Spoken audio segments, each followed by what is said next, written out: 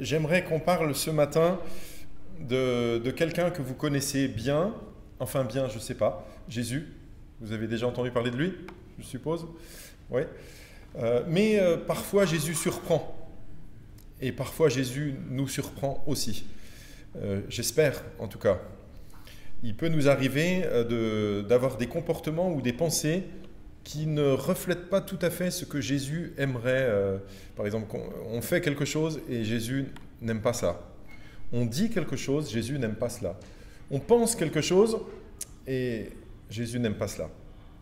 En cela, nous ressemblons parfois, je ne dis pas toujours, mais parfois, nous ressemblons aux pharisiens. Vous avez déjà entendu parler d'eux, pas les parisiens, mais les pharisiens. C'est un groupe religieux parmi les juifs de l'époque de Jésus. Il y avait plusieurs tendances, on va dire, un peu comme si on disait aujourd'hui les catholiques, les protestants, les orthodoxes, voilà. Ben, chez les juifs, il y avait les pharisiens, les sadducéens. Et donc, ce matin, on va parler d'un jour où les pharisiens ont fait un reproche à Jésus et à ses disciples. Et puis, vous allez voir que la situation s'est retournée contre eux et la critique qu'ils ont faite à Jésus est revenue bien fort contre eux et c'est eux qui avaient tort. Donc, je vous propose cette lecture dans l'évangile de Matthieu au chapitre 12. Donc Matthieu, chapitre 12, versets 1 à 13.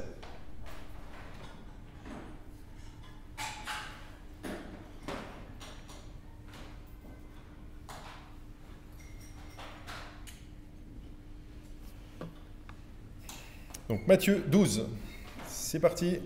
Je lis dans la version second 21. À cette époque-là, Jésus traversa des champs de blé un jour de sabbat. Tout le monde a déjà entendu parler de sabbat?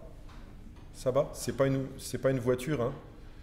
Là, le sabbat, S-A-2-B-A-T, c'est le jour de repos. Donc, c'était un jour de sabbat. Ses disciples, qui avaient faim, se mirent à arracher des épis et à manger. À cette vue, les pharisiens lui dirent « Regarde, tes disciples font ce qu'il n'est pas permis de faire pendant le sabbat. » Mais Jésus leur répondit « N'avez-vous pas lu ce qu'a fait David lorsqu'il a eu faim, lui et ses compagnons? Il est entré dans la maison de Dieu et a mangé les pains consacrés que ni lui ni ses compagnons n'avaient le droit de manger et qui étaient réservés aux prêtres seuls. Ou n'avez-vous pas lu dans la loi que les jours de sabbat, les prêtres violent le sabbat dans le temple sans se rendre coupables? Or, je vous le dis, il y a ici plus grand que le temple. Si vous saviez ce que signifie « Je désire la bonté et non les sacrifices », vous n'auriez pas condamné des innocents. En effet, le Fils de l'homme est le Seigneur du sabbat. Jésus partit de là et entra dans la synagogue. Il s'y trouvait un homme qui avait la main paralysée. Ils demandèrent à Jésus « Est-il permis de faire une guérison le jour du sabbat ?» C'était afin de pouvoir l'accuser. Il leur répondit « Lequel de vous, s'il n'a qu'une brebis et qu'elle tombe dans un trou le jour du sabbat, n'ira pas la retirer de là?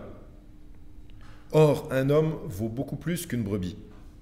Il est donc permis de faire du bien les jours de sabbat. » Alors il dit à l'homme « Tends la main ».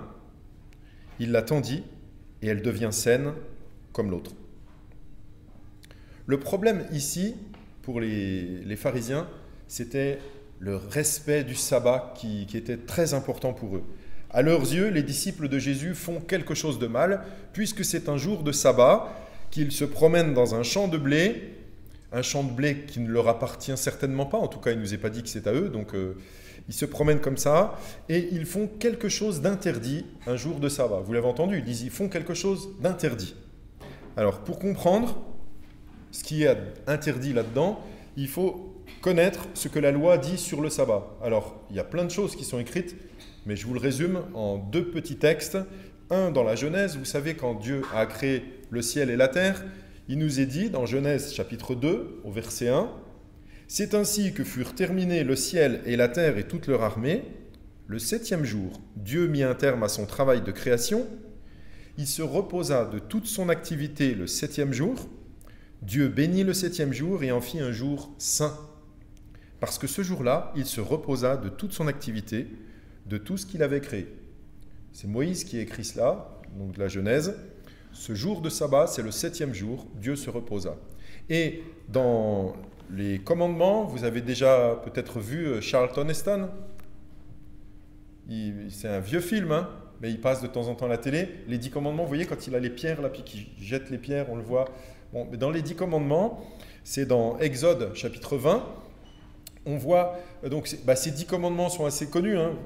Je me rappelle un jour, il y avait eu un petit jeu ici, à un culte, on avait essayé de trouver les commandements. Vous vous rappelez? C'était avec Thomas et Céline, qui sont partis à Mayotte. Et ils nous avaient fait, je crois que c'était eux qui avaient fait ça. Non, c'est peut-être pas. Bon, c'était peut-être quelqu'un d'autre. Mais c'était un petit jeu en fait où on devait deviner les commandements, les commandements dans l'ordre et tout. Et en fait, on s'est rendu compte qu'il y a des commandements qu'on connaît très bien, puis d'autres un peu plus difficiles. Hein. Bien, dans le 4e commandement, il est question justement de ce sabbat.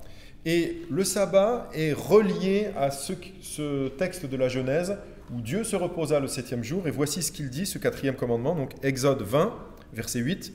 « Souviens-toi de faire du jour du repos un jour saint.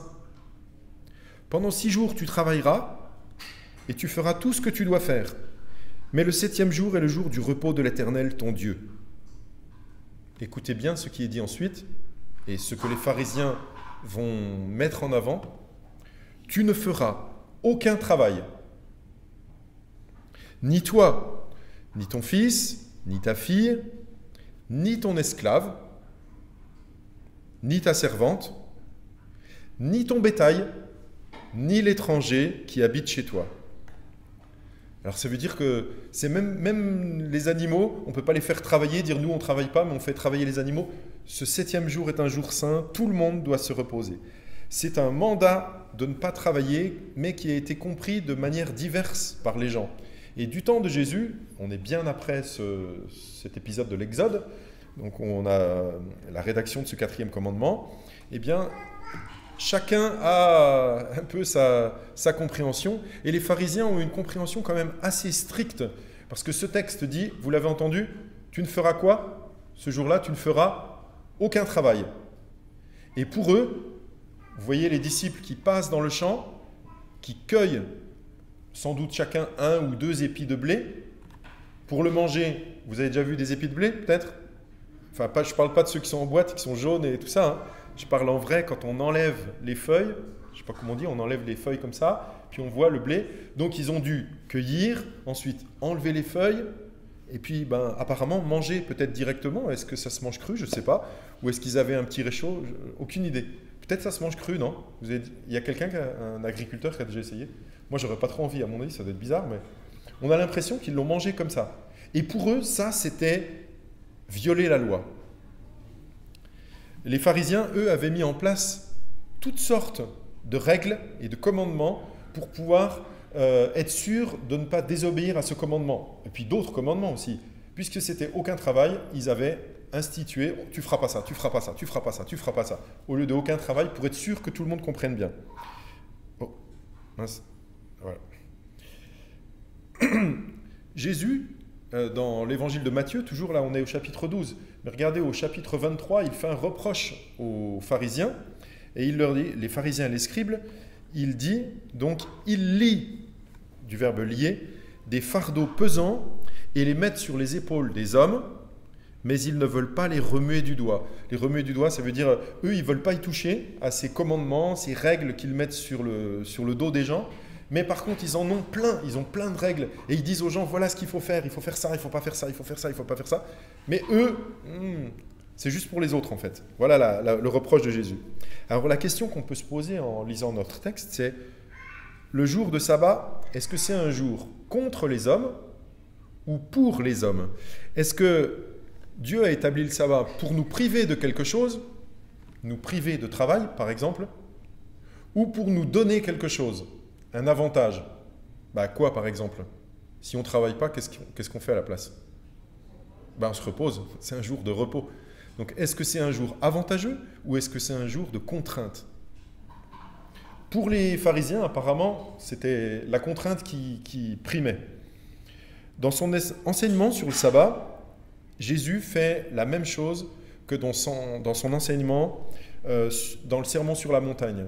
Vous vous rappelez, dans le Sermon sur la montagne, Matthieu 5 à 7, les chapitres 5 à 7, Jésus, plusieurs fois, dit « Vous avez entendu, mais moi je vous dis ». Et il explique le sens de la loi. Les gens connaissaient la loi, ils voulaient l'appliquer, mais ils n'avaient pas bien compris le sens. Exemple, au chapitre 5 et au verset 21, « Vous avez appris qu'il a été dit aux anciens, tu ne commettras pas de meurtre. Celui qui commet un meurtre mérite de passer en jugement. Mais moi, je vous dis, tout homme qui se met sans raison en colère contre son frère mérite de passer en jugement. » Donc Jésus, finalement, interprète la loi, mais il est Dieu, Fils de Dieu et Dieu. Et il donne le sens de la loi, il le fait comprendre aux gens. Et ici, dans notre passage, il fait la même chose avec le sabbat. Il leur explique le sabbat pour qu'ils le comprennent. Les pharisiens, eux, comprennent que le sabbat, c'est une contrainte, quelque chose qui nous prive. Comme par exemple, il serait interdit de tendre la main pour cueillir un épi de blé. Il serait interdit, on va le voir un peu après, de guérir un homme malade le jour du sabbat.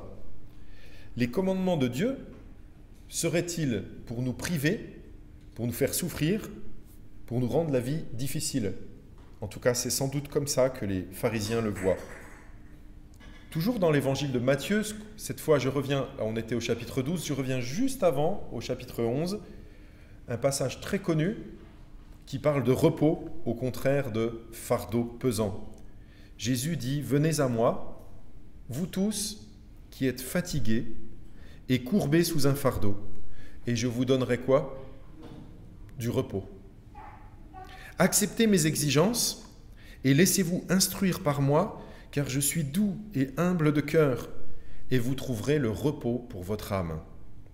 En effet, mes exigences sont bonnes et mon fardeau léger. » Plutôt que de voir le sabbat comme un jour où l'on doit appliquer des règles, style ne pas travailler, ne pas porter de charge, ne pas cuire d'aliments, et puis fliquer les autres pour voir s'ils font ce qu'il ne faut pas faire, nous devrions le voir comme il est, comme Dieu nous l'offre, un jour de repos. Et Jésus ici même parle, en plus du repos pas travaillé, repos physique, il parle même de quelque chose de plus précieux encore, le repos de l'âme. Bon, espérons qu'on se repose à ce moment-là, pas que le jour de sabbat, qu'on se repose, notre âme puisse se reposer pleinement dans le Seigneur. Nous revenons à notre texte et nous voyons donc ces disciples qui passent dans un champ et qui se servent.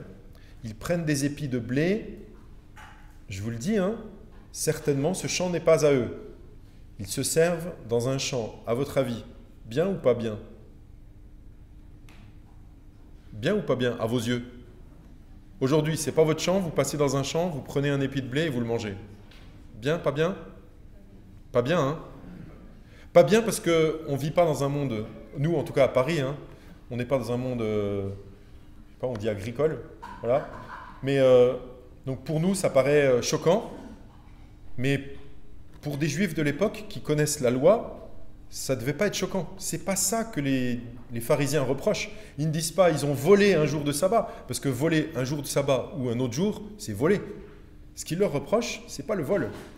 Parce qu'il y a un texte dans l'Ancien Testament, on voit dans la loi transmise par Moïse, où il nous explique qu'en fait c'est possible quand on a faim et qu'on passe dans un champ ou ailleurs, en fait, vous allez voir, il y a plusieurs raisons. Donc on trouve ça dans Deutéronome, chapitre 23, verset 25. Écoutez bien. Puis imaginez-vous la scène. Si tu entres dans la vigne de ton prochain, ça veut dire n'importe qui, en fait. Ce n'est pas juste le voisin, mais c'est quelqu'un, en fait. Si tu entres dans la vigne de ton prochain, tu pourras à volonté manger des raisins et t'en rassasier. Et t'en rassasier, Ça veut dire que ce n'est pas juste un grain en disant, bon là, ce n'est pas du vol, mais une grappe, ça serait trop. Non, tu pourras en manger et t'en rassasier. Mais tu n'en mettras pas dans ton panier. Si tu entres dans les champs de blé de ton prochain, tu pourras cueillir des épis avec la main, mais tu n'agiteras pas la faucille sur les blés de ton prochain. Donc l'idée, c'est mange si tu as faim, tu as envie de manger, c'est l'heure de manger, mange. Mais par contre, tu ne prends pas un panier, tu ne commences pas à sortir la faucille puis dire là, je vais stocker pendant 3 mois. Là, ça deviendrait du vol. Donc les disciples pouvaient prendre des épis pour manger selon leur faim, ce n'était pas un problème. Mais ce qui les dérange, c'est que ça se passe un jour de sabbat. Ils disent bien, regarde, tes disciples font ce qu'il n'est pas permis de faire pendant le sabbat. Jésus utilise alors 3 exemples pour leur montrer qu'ils n'ont pas compris le sens de la loi. Le premier exemple, les 2 premiers sont tirés de l'Ancien Testament et le 3e, c'est Jésus qui l'invente pour leur faire comprendre qu'ils n'ont rien compris en fait. Le premier exemple, c'est les pains mangés par David et ses hommes. On trouve cette histoire, je vous le dis si ça vous intéresse, vous pouvez noter, parce que ça peut être, si vous ne l'avez jamais lu, notez, c'est dans 1 Samuel, parce qu'il y a 2 livres de Samuel, 1 et 2, donc 1 Samuel, chapitre 21.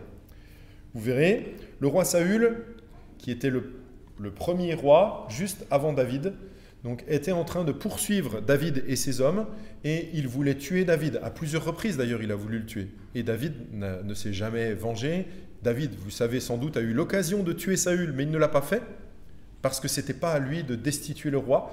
David avait dit, s'il y en a un qui doit éliminer Saül, ce n'est pas moi, c'est Dieu. Donc, David fuyait. Il arrive à un endroit dans une ville, vous trouverez ça, donc 1 Samuel 21. Il arrive et il voit le prêtre, alors je ne sais pas si on doit dire Achimélec ou Achimélec, peu importe. Hein. On va dire Achimélec, ça vous va? Ok. Donc il arrive vers le prêtre et il lui dit, donne-moi des pains à manger. Donc normal, ils ont faim, ils veulent du pain. Et le prêtre dit, aïe, j'ai aucun pain ordinaire. Parce qu'il y avait les pains ordinaires, c'est-à-dire les pains qu'on fabrique et puis qui sont faits pour manger. Et il y avait les pains qui étaient fabriqués, destinés à offrir à Dieu. En fait, ces pains étaient des pains, il le dit dans le texte, des pains consacrés. Et ces pains consacrés étaient en offrande à Dieu. Et qui avait le droit de les manger? Une fois qu'ils étaient remplacés, ils pouvaient être mangés par les prêtres, mais pas par quelqu'un qui n'était pas prêtre. Donc, le prêtre dit « Ah, mais j'ai aucun pain ordinaire, donc bon, eh ben, je vous donne quand même les pains consacrés. » Normalement, c'était interdit de faire ça. Seuls les prêtres pouvaient les manger, mais David et ses hommes, finalement, Jésus est en train de dire, vous voyez, David et ses hommes ont désobéi à la loi en mangeant des pains consacrés, ce qui leur était totalement interdit, donc c'était une désobéissance. Pourtant, dans ce passage de la Bible, on ne voit aucune condamnation, ni de David, c'est-à-dire Dieu ne condamne pas David, ne lui reproche rien, ni à lui, ni à ses hommes, et le prêtre non plus, il n'y a aucune condamnation. Vous savez, celui qui écrit le texte biblique aurait pu mentionner ce qu'il fit déplut à l'Éternel, qui je sais pas moi, qui le punit ou qui lui en tenu rigueur. Non, aucune condamnation. Et d'ailleurs, Jésus fait exactement pareil. Lui, il dit, voyez, il n'y a pas eu de condamnation. Ils ont fait quelque chose qui était interdit, mais pourtant, ils l'ont fait. C'est étonnant, non? C'est interdit, mais il y avait un besoin. Donc, comme il y avait un besoin, ils ont bien mangé. Même si... Alors, c'est un argument pour les pharisiens. Qu'en pensez-vous? Pour les pharisiens, le peuple de Dieu doit être au service de la loi. La loi doit être appliquée. Jésus leur montre, en fait, qu'ils n'ont pas compris le sens de la loi. D'ailleurs, nous, est-ce qu'on l'a vraiment compris? Intellectuellement peut-être, mais il nous arrive sans doute d'avoir le même genre de comportement que les pharisiens. Le deuxième exemple, c'est les prêtres qui travaillent le jour du sabbat. Jésus dit, « Ou n'avez-vous pas lu dans la loi que les jours de sabbat, les prêtres violent le sabbat dans le temple sans se rendre coupables ?» Oui, puisque le jour du sabbat, il était bien dit, « Tu ne feras aucun travail. » Et ça concernait qui? Tout le monde. En tout cas, la loi ne précisait pas d'exception. La loi disait tout le monde, en fait, tu ne feras aucun travail, ni toi, ni ton fils, ni ta fille, ni ta servante, ni ton serviteur, ni ton esclave, ni ton bétail, ni un étranger. En fait, ça semblait être que tout le monde devait s'abstenir de travail. Et Jésus pointe du doigt le fait que les prêtres qui officiaient les jours de sabbat dans le temple, eh bien, eux, ils travaillaient, et pourtant, il dit bien, Jésus, ils violent le sabbat. Donc ça paraît, waouh, c'est pas bien. Mais il dit, et pourtant, ils ne se rendent pas coupables. Ben oui, il faut bien qu'ils le fassent, puisque Dieu leur a demandé de le faire. Donc Jésus leur montre, il y a bien des exceptions. Pour les Juifs, le temple avait une grande importance. Il devait être respecté car Dieu y avait installé sa demeure, établi sa demeure. Donc, l'argument des pharisiens, c'était l'argument de Jésus, c'était les prêtres devaient être saints et pourtant, ils travaillaient dans le temple le jour de sabbat sans se rendre coupables. Et ils restaient saints finalement. Jésus en profite pour dénoncer les véritables coupables quand il dit « Or, je vous le dis, il y a ici plus grand que le temple. Si vous saviez ce que signifie « je désire la bonté » et non les sacrifices, vous n'auriez pas condamné des innocents. En effet, le Fils de l'homme est le Seigneur du sabbat. » Quand Jésus leur dit « il y a ici plus grand que le temple », ils ont dû être furieux. Vous voyez ? Il y a ici plus grand que le temple, ça voulait dire moi, je suis plus grand que le temple. Pour eux, le temple, c'était tout. C'était le lieu de la présence de Dieu. Donc c'est comme s'ils disaient, mais moi je suis plus important que le temple. Et finalement, comme Dieu est dans le temple, alors, mais pour qui il se prend, Jésus ? Et il leur dit bien ça, je suis plus grand que le temple. Et je désire la bonté et non les sacrifices. Les pharisiens s'appliquaient à appliquer et à faire appliquer la loi, mais ils n'avaient pas compris le sens. C'est dans le prophète Osée, au chapitre 6 et verset 6, qu'on voit la référence que Jésus utilise. Il dit en effet, je prends plaisir à la bonté et non au sacrifice, à la connaissance de Dieu plutôt qu'aux holocaustes. Alors, on peut se demander quand même comment nous pouvons appliquer ce passage. Pour du temps où le temple existait, il y avait des sacrifices. Les sacrifices et les holocaustes, c'était des offrandes d'animaux. Donc quand Jésus dit, ou quand Osée dit dans l'Ancien Testament, « Je prends plaisir à la bonté et non au sacrifice », c'était simple de comprendre, Dieu s'intéresse davantage à la bonté, à la miséricorde, qu'au fait d'offrir des animaux. Mais pour nous, c'est difficile de voir comment l'appliquer, puisque personne parmi nous, en tout cas, n'offre de sacrifice. Enfin, j'espère, hein. Non ? Personne ne fait ça. Donc, comment comprendre ce texte ?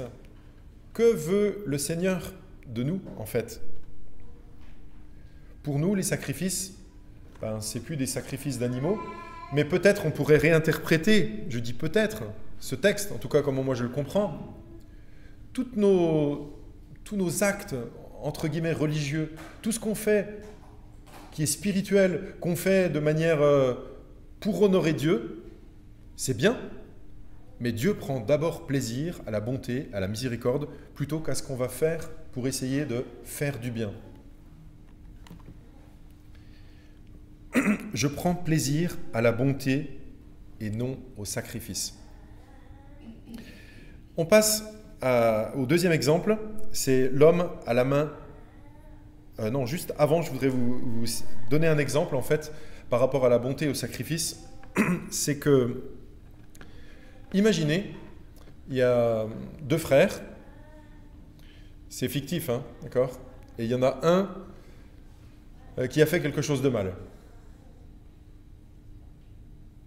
En général, que fait l'autre quand les parents arrivent ? Alors, s'ils s'entendent très bien, il va couvrir son frère, et puis ils vont être complices. Mais si toutefois ils se sont chamaillés un peu avant, que va-t-il faire ? Il va dénoncer l'injustice. Parce que l'injustice, elle doit être punie, elle doit être sanctionnée. La loi doit s'appliquer. Il le faut, c'est une question de justice, d'honnêteté. Pourquoi laisser celui qui est coupable comme un innocent ? Il faut le traiter. Et peut-être même, il faut une punition à la hauteur de ce qu'il a fait. Vous avez sans doute déjà entendu ça, non ? Peut-être même, il y a trop longtemps, vous en rappelez plus, mais peut-être même vous l'avez fait aussi. Comment comprendre alors ce que Jésus dit ? Je préfère la bonté, je prends plaisir à la bonté et non au sacrifice. Les pharisiens, eux, ont pointé du doigt quelque chose qui ne leur plaisait pas. C'était « tes disciples font ce qui n'est pas permis de faire le jour du sabbat ». En fait, ils ont pointé du doigt, ils pensaient sans doute que, on a raison de demander la justice. Et Jésus leur retourne quelques exemples et il leur montre en fait que eux sont dans l'erreur. Ils ont voulu accuser. Et que dit Jésus? Il dit, vous avez accusé des innocents. Ces disciples étaient innocents de manger un jour de sabbat. Vous pensez, quel drame! Comment Dieu doit être offensé? Ils ont cueilli un épi de blé, ils ont enlevé les feuilles, ils l'ont mangé, mais quelle horreur! Il ne leur dit pas comme ça, mais il leur fait comprendre, ils n'ont rien compris. Est-ce que ça nous arrive à nous aussi de manquer de bonté?